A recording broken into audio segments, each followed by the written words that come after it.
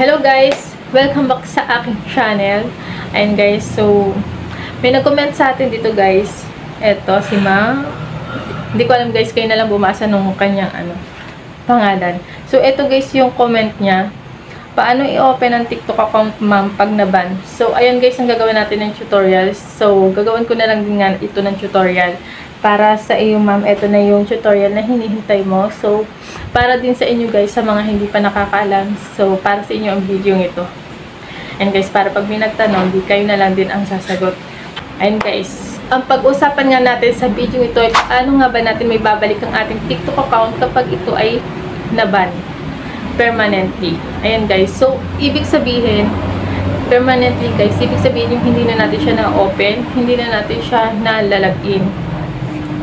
Ayan guys, so meron naman din na naban na nakakapag-login ka, na open mo yung TikTok mo, pero hindi ka naman pwede mag-upload ng mga video.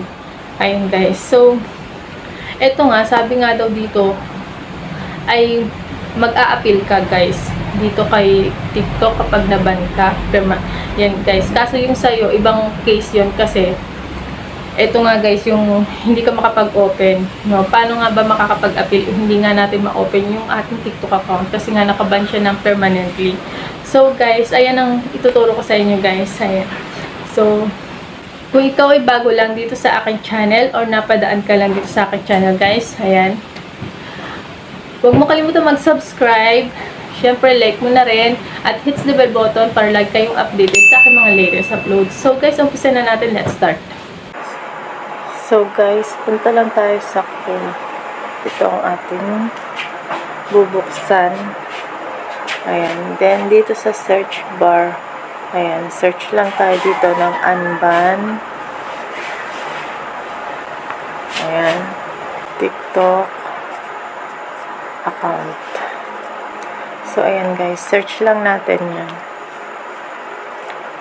Tapos, itong unang lalabas guys. Itong TikTok Help Center. Ayan, click lang natin yan. So, ayan guys. Scroll down lang tayo. Hanapin natin ang deleting your TikTok account. So, scroll down lang. So, ayan guys. Dito sa ibaba nyo guys, may nakalagay na if you require other account assistance on TikTok, contact us. So, click lang natin to. Tapos, lalagay nyo lang dito guys yung mga information na hinihingi dito. Ayan. Fill upan nyo lang to. Then, dito sa topic guys, lagay nyo lang dito ang account ban suspension. Ayan. Then, dito syempre, lagay nyo ang active na email nyo dito guys, kasi mag-email si TikTok sa inyo.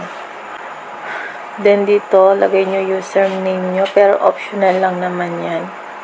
Tapos dito, lagay nyo yung kung ano yung gusto nyo sabihin kay TikTok. Ilagay nyo lang kung ano yung gusto nyo iparating kay TikTok. Kailangan daw English. Ayan. Kayo na bahala. Ayan. Then, example, lagay nyo dito, their TikTok team. Ayan. TikTok team. And guys, tapos dito sa ibaba, ayan, bahala na kayo dyan kung ano yung gusto niyo parating kay TikTok. Kailangan daw English, ayan. English niyo na, bahala na kayo dyan guys. Alam niyo naman English yan. Ayan, mahina tayo dyan. Inaamin ko naman yun. So, kailangan kayo na lang yung bahala dyan guys. Parating niyo kung ano yung gusto niyo. Kung kayo nagkasala, ayan, humingi kayo ng paumanhin kay TikTok. Magpakumbaba kayo. Then, kung alam niyo naman na tama yung sa inyo, wala kayong nilabag, so, paglaban natin. Ayan, guys. So, pagtapos na tayo dyan, guys, scroll down lang. So, dito sa upload, ay mag-upload tayo ng 10 screenshot. Ayan, yung related dito sa feedback nyo. So, pwede naman yatang wala na yan. So, try nyo rin, guys. Tapos, pag okay na, ay, lagyan nyo lang ng check itong dalawang bilog dito sa baba, guys. Ayan. So, kapag okay na guys, pindutin ang submit sa baba. Tapos, hintayin nyo na lang ang email ni TikTok. Ayan guys. So, hanggang dito na lang guys. Ayan, ganun lang guys kadali. Kapag hindi tayo makapag-appeal sa ating TikTok apps. Ayan. Punta lang tayo sa Chrome. So, ganun lang guys. Kung may natutunan kayo sa video ito at kung nakatulong sa inyo ang video ito, huwag nyo kalimutang mag-like, share, and subscribe. And then, kung may katanungan kayo guys, please comment down below. And guys, kita-kits na lang ulit tayo sa sunod kong video. Thank you for watching.